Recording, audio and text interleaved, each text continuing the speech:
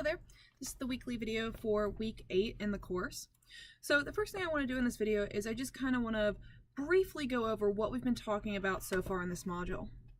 So we started out at the very beginning talking about how to write good surveys. And the reason that we want to look at how to write good surveys is we want to be able to get good data from surveys. And you saw that if a survey is poorly written, then we're not going to be able to get good data from it. You also saw that we needed to take random samples. And so random samples are very important.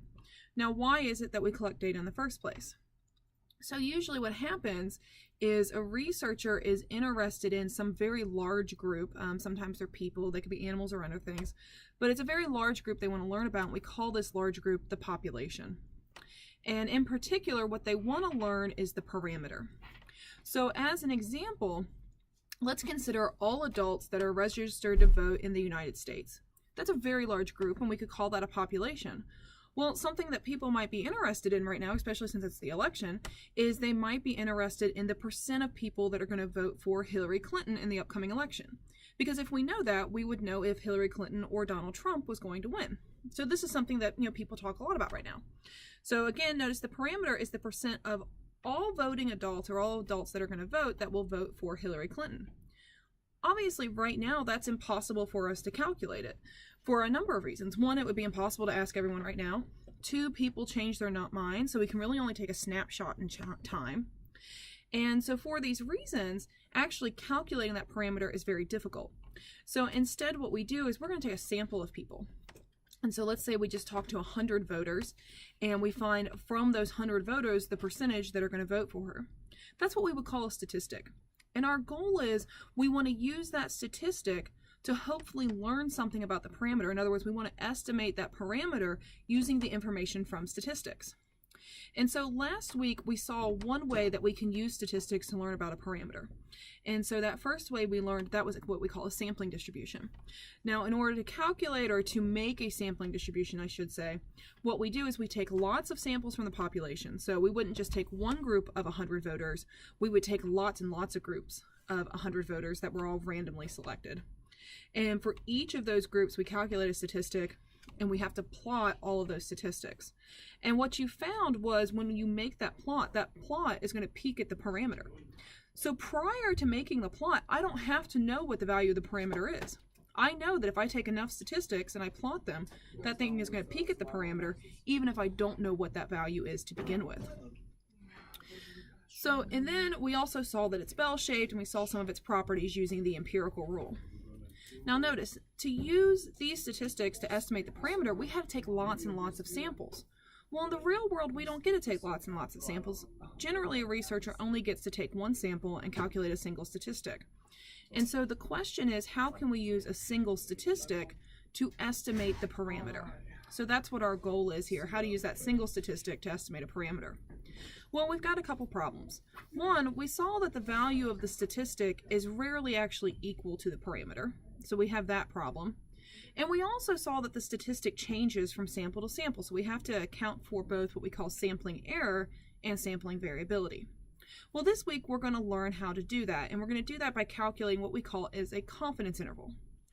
What a confidence interval does is it takes a single statistic, and it basically says, all right, I recognize when I take a single statistic that that statistic is probably not equal to the parameter.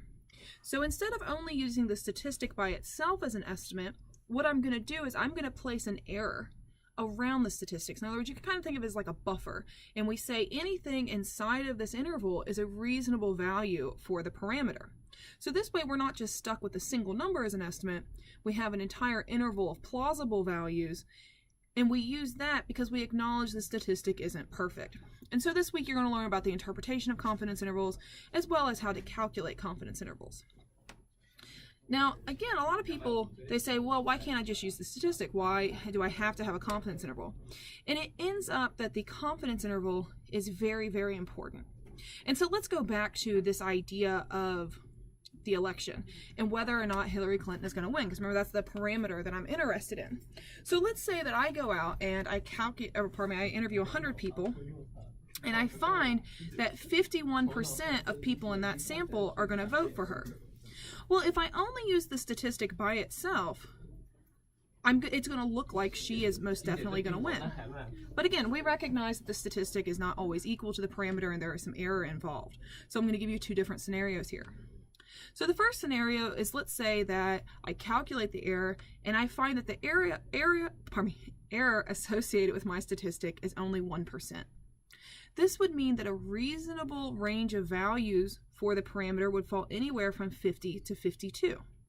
So in this first scenario, it would be safe to say that she's going to win, because reasonable values for the parameter are anywhere from 50 to 52. Now in the second scenario, suppose that I tell you the error involved with my statistic is 10%. So we go from 1% to 10%.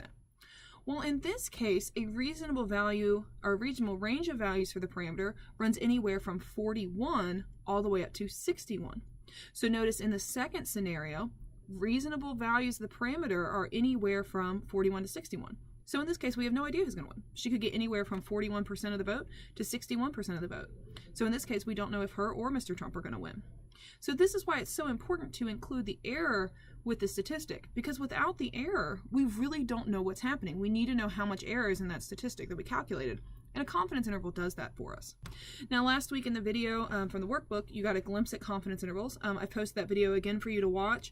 This is a complicated topic, so take your time with it. The other thing that's important to mention for this week is I am going to go ahead and assign the second Beyond the Classroom 2. You'll have 2 weeks to write this assignment. Now this assignment is going to take longer than the first one, so keep that in mind.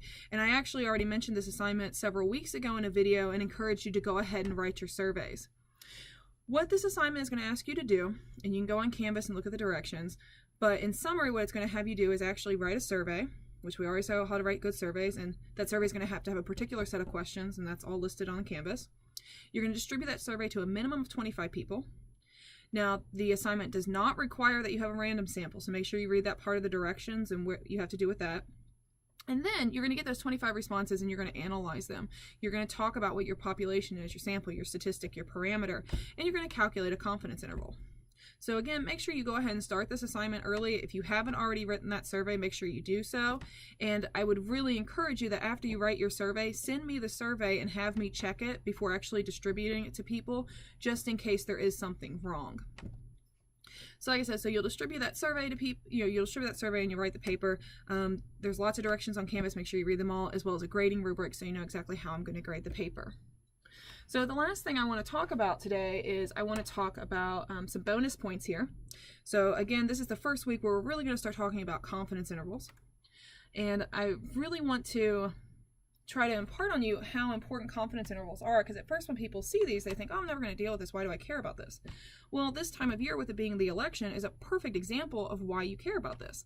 Because we're probably all interested in who's going to win in November. And we want to try to get some information prior to November to try to figure out who that is.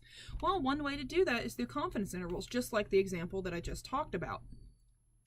Now, there are many, many problems with polls, though. And people probably often wonder, why is it when I look at one poll, I see a completely different result than the other one? Well, there's a couple different reasons for this. One is, maybe that poll had poorly written questions, and we already saw when that happens, well, we just can't trust the data. Maybe it wasn't given to random samples. Oftentimes, that's a big problem. But a lot of times they are given to random samples. The questions are written, well, but we still see varying results. This is an example of sampling variability. And this is why we have to account for the fact that the statistic changes from sample to sample. And it's so important that when you read a news article that says, so-and-so is going to win, with this percentage, they need to also give you the margin of error. So what I would like you to do for your bonus points is I'd like you to send me 2 news articles. I'd like you to find one news article that you think is not good. So in other words, I want you to find a news article about the current election that includes some poll information that you don't think is very good. Either they don't give you a margin of error, they didn't give a random sample, or they had poorly written questions. So in other words, there were some biased questions. So find a news article that's bad, one that you shouldn't trust. It doesn't matter which candidate it's about. I just want you to find an example of an article that represents a poll that we probably shouldn't trust. So I want you to send me that one. And then I also want you to find a news article that you think did a pretty good job. I want you to send me one that you think, okay, it looks like they had a reasonable sample, and it might not be random, but they should talk about how they accounted for the fact that it wasn't random. One that it looked like the questions they asked weren't biased, and one that gives you the margin of error. Now, if you have trouble finding a good article, Some good resources, 538 is a website that does pretty good, that's run by a statistician, and Gallup, that's G-A-L-L-O-P, Gallup is another website that does a really good job with polling. So look at those two, or if you have a third one that you know is a good source, as examples of what it should look like when you get polling information. And I think this is very important as consumers of information because, again, we want to try to figure out what's going on, but there is so much bad information out there that they don't include things, like I said, like margin of error, random samples. They don't account for these things, and so we get all these, biased results that don't necessarily make sense, and it's important that we recognize when these things happen.